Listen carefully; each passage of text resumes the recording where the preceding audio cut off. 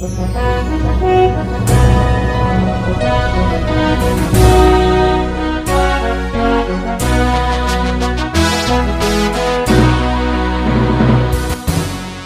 bagi saudara sekalian.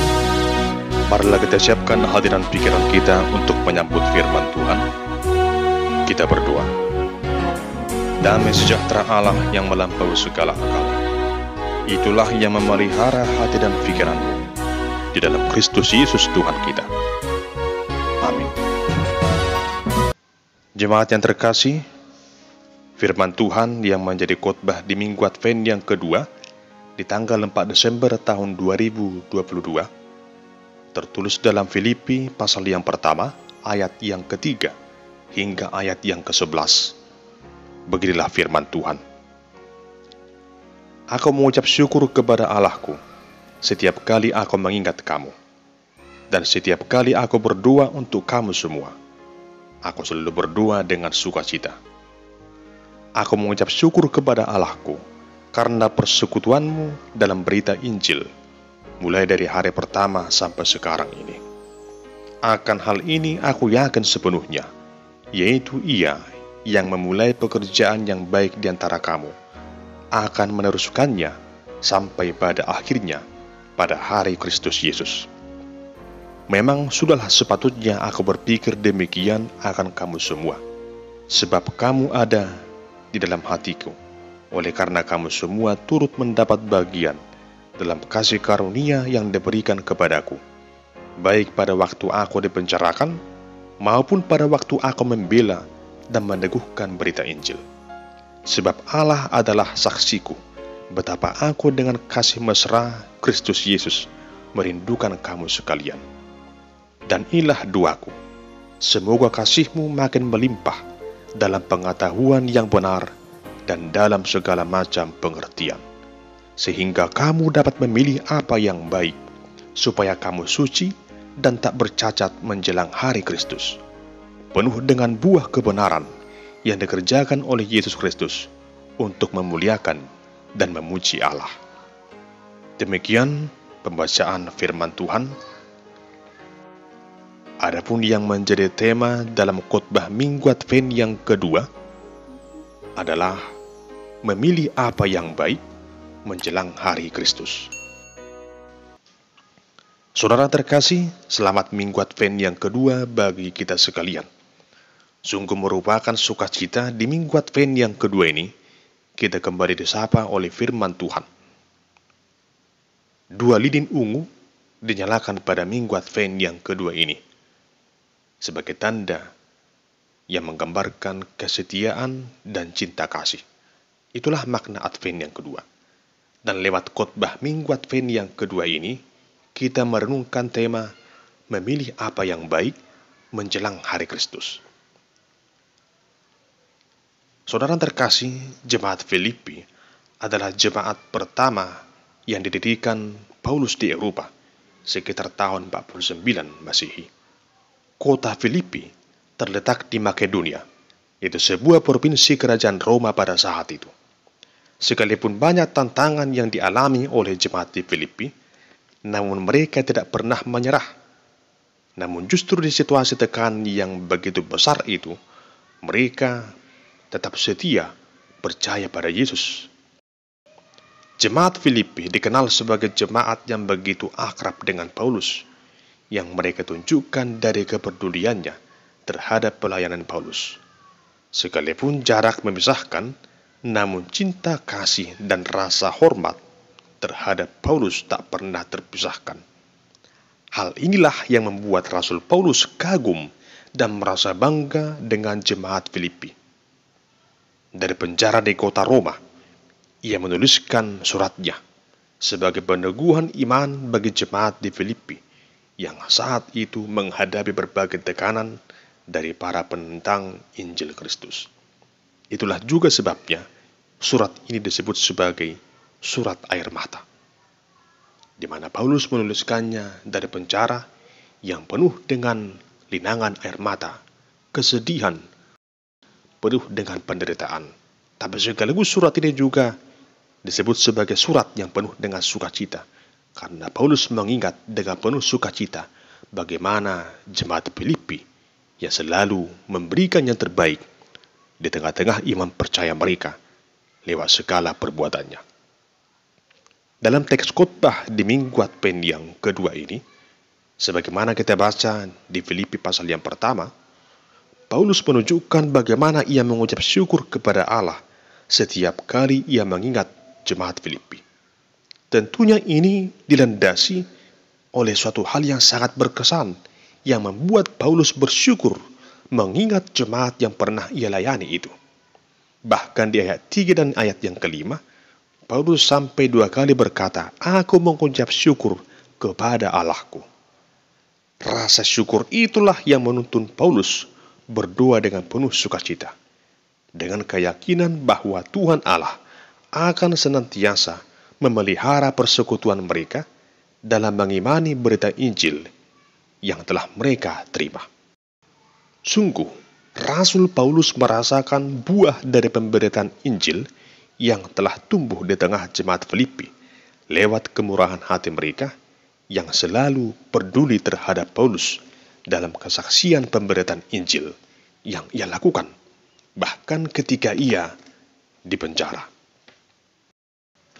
Seperti layaknya orang tua yang begitu sayang terhadap anaknya, demikianlah Paulus menasihati jemaat Filipi agar mereka tetap setia percaya hanya kepada Tuhan Yesus. Sekalipun banyak tantangan yang datang menerpa, namun hal itu hendaklah tidak menjadi suatu penghalang. Paulus tahu bahwa jemaat Filipi adalah jemaat yang punya pendirian iman yang teguh. Namun untuk semakin menguatkannya, Paulus menasihati mereka dan memberitahukan bahwa dari dalam penjara, Rasul Paulus tidak henti-hentinya mengingat dan mendoakan mereka.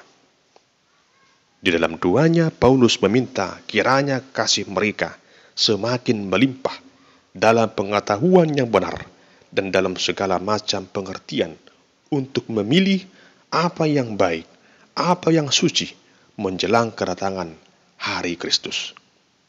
Hikmat dan pengertian adalah dua hal yang amat penting bagi orang percaya agar mampu memilih dan menetapkan apa yang terbaik seturut dengan kehendak Tuhan.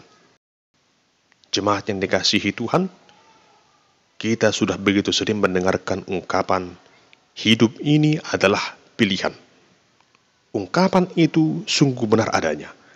Memang selama kita hidup di tengah dunia ini, kita pasti akan diperhadapkan dengan berbagai pilihan yang datang silih berganti.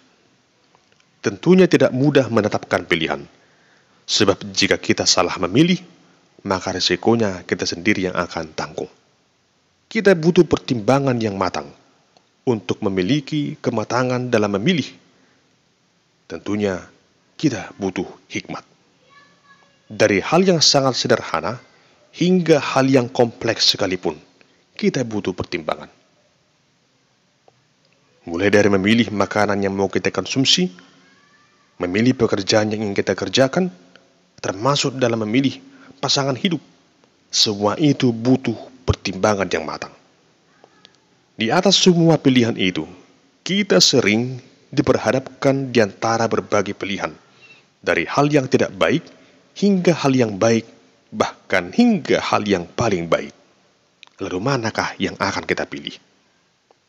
Seperti syair anak sekolah minggu, dalam dunia ini ada dua jalan, lebar dan sempit. Mana kau pilih? Inilah yang kita alami di sepanjang perjalanan hidup kita. Bahkan terkadang bagi sebagian orang menjadi dilema baginya ketika akan menentukan pilihannya. Bingung mau pilih yang mana. Namun dalam hidup ini, sebagai orang percaya kita harus menetapkan pilihan. Seperti doa Paulus, supaya kamu suci dan tak bercacat menjelang hari Kristus, penuh dengan buah kebenaran yang dikerjakan oleh Yesus Kristus untuk memuliakan dan memuji Allah. Demikian halnya yang kita renungkan lewat khotbah di Minggu Advent yang kedua ini, tentang bagaimana orang percaya harus memilih apa yang baik bagi dirinya. Saudara terkasih, tentang memilih hal yang tepat dalam hidup ini, ada sebuah kisah demikian. Ada dua orang anak kembar yang terlahir di tengah sebuah keluarga yang berantakan. Ibu dari kedua anak itu adalah seorang penjudi dan ayahnya juga seorang penjudi dan pemabuk. Kedua anak yang kembar itu dibesarkan dalam kondisi yang tidak baik. Akibatnya masa pertumbuhannya juga tidak terurus dengan baik. Singkat cerita, orang tua anak itu mentelantarkan kedua anaknya itu. Akhirnya, kedua anak itu diserahkan ke sebuah panti asuhan hingga mereka bertumbuh di masa kanak-kanak hingga dewasa. Setelah 30 tahun lebih berlalu, seorang pria pengurus dari panti asuhan itu mencari tahu bagaimana kabar mereka berdua setelah mereka keluar dari panti asuhan. Dan akhirnya ia bertemu dengan anak yang kedua. Dalam keadaan yang sedang mabuk berat, kondisinya sungguh sangat berantakan. Ia sudah ketergantungan dengan narkoba. Lalu, pria itu bertanya kepada anak yang kedua itu, "Mengapa engkau menjadi seperti ini?" Lalu dengan kesal, dia berkata bahwa ia menjalani hidup dengan cara yang demikian oleh karena pengaruh orang tuanya yang dulu juga berperilaku seperti itu. Itulah sebabnya dia memilih cara hidup yang demikian. Lalu beberapa waktu kemudian, pria dari pengurus panti asuhan itu berjumpa dengan anak yang pertama.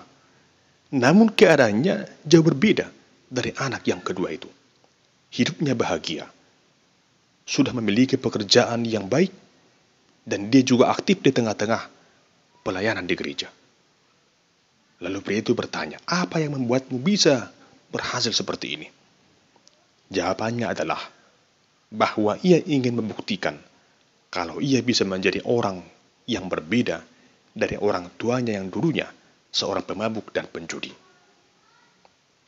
Saudara terkasih, apa yang ditunjukkan dari kisah itu adalah benar bahwa hidup ini adalah pilihan. Setiap orang diberikan kesempatan untuk memilih mana yang terbaik baginya. Dibikin halnya dengan kita, agar kita juga jangan sampai salah memilih dalam hidup ini, supaya kita tidak menjadi menyesal. Jemaat yang dikasihi Tuhan, di minggu Advent yang kedua ini, kita dituntun untuk memaknai Advent sebagai masa persiapan dalam menantikan datangnya Sang Juru Selamat itu, yaitu pada hari yang terakhir. Tidak hanya sebatas Advent dalam masa penyambutan Natal, namun kita juga dituntun mempersiapkan diri menjelang hari Kristus yang akan datang pada akhir zaman. Tentunya, sebelum hal itu terjadi, maka sebagai orang percaya, kita harus mempersiapkan diri kita. Jangan sampai kita lengah dalam menantikan Sang Juru Selamat itu. Milikilah hikmat dan pengertian yang daripada Tuhan Allah untuk menentukan pilihan yang paling tepat, supaya hidup kita tidak bercacat pada hari kedatangan Kristus. Dalam Yosua 24, dikisahkan bagaimana Yosua memperhadapkan pilihan kepada bangsa Israel. Apakah mereka akan memilih menyembah Tuhan Allah Israel atau memilih menyembah ilah yang lain? Yosua berkata bahwa ia dan keluarganya akan beribadah kepada Tuhan Allah. Demikian juga dengan bangsa itu. Akhirnya mereka menetapkan pilihannya bahwa mereka juga akan percaya dan beribadah kepada Tuhan Allah. Demikian halnya juga dengan kisah Marta dan Maria. Ketika Tuhan Yesus datang berjumpa dengan Marta dan Maria, Marta memilih mengerjakan pekerjaannya untuk menyambut kedatangan Tuhan Yesus. Namun Maria memilih untuk duduk di dekat kaki Yesus mendengarkan setiap perkataannya. Pekerjaan Marta adalah pekerjaan yang baik. Namun pekerjaan atau sikap dari Maria adalah sikap yang lebih baik. Inilah yang perlu kita renungkan Di antara hal yang baik, masih ada hal yang paling baik. Tentukan pilihanmu, tetapkan pilihan yang terbaik dalam hidupmu. Oleh karena itu, mari memilih seperti komitmen yang disampaikan Yosua itu, bahwa ia dan keluarganya memilih untuk menyembah Tuhan Allah Israel. Dan juga seperti Maria, memilih untuk dekat kaki Yesus mendengarkan suaranya. Jemaat yang dikasihi Tuhan, pertanyaannya pada saat ini, bagaimana kita mampu memilih yang baik itu? Tentu jawabannya adalah dengan berserah kepada Tuhan, berdoa dan memohon petunjuk dari Tuhan, seperti doa Paulus agar beroleh kasih karunia, agar dimampukan memilih mana yang terbaik. Tentunya kita semua butuh dukungan doa, seperti jemaat Filipi yang membutuhkan dukungan doa dari Paulus. Demikian halnya kita juga membutuhkan dukungan doa dari para hamba Tuhan, doa dari orang-orang yang mengasihi kita, anak yang membutuhkan doa dari orang tuanya, agar kita semuanya dikuatkan dan diberi hikmat untuk menjalani hidup ini yang penuh dengan pilihan. Sehingga kita akan memilih mana yang paling tepat seturut dengan kehendak Tuhan. Saudara yang terkasih, pilihlah apa yang terbaik dalam hidupmu seturut dengan kehendak Tuhan Allah, dan jalanilah pilihan itu dengan sukacita, dengan iman yang teguh, dengan komitmen yang sungguh untuk setia mengikut Tuhan Yesus. Sekali ikut Tuhan Yesus, maka sampai selamanya tetaplah ikut Tuhan Yesus. Sekali engkau bersikap setia mengikut Tuhan Yesus, maka sampai selamanya tetaplah setia, percaya, dan mengikut Tuhan Yesus. Supaya hidupmu juga senantiasa bersih, suci, berpadanan dengan Injil Kristus, melimpah dengan segala perbuatan yang baik, sehingga nama Tuhan Allah dalam nama Tuhan Yesus Kristus akan semakin dipermuliakan dan dipuji oleh semua orang ketika engkau sungguh-sungguh menentukan dan menetapkan pilihan yang terbaik. Tuhan memberkati kita. Amin. Kita berdoa. Ya Tuhan Allah yang Maha Kuasa, berikanlah kepada kami hikmat dan pengertian dalam tuntunan Roh-Mu yang kudus itu, agar kami mampu memilih apa yang terbaik dalam hidup ini, sehingga hidup kami suci dan bersih, berkenan kepadamu, ya Tuhan Allah, yang menyelamatkan kami dan menguduskan kami. Di dalam nama Tuhan Yesus kami berdoa dan mengucap syukur kepadamu. Amin.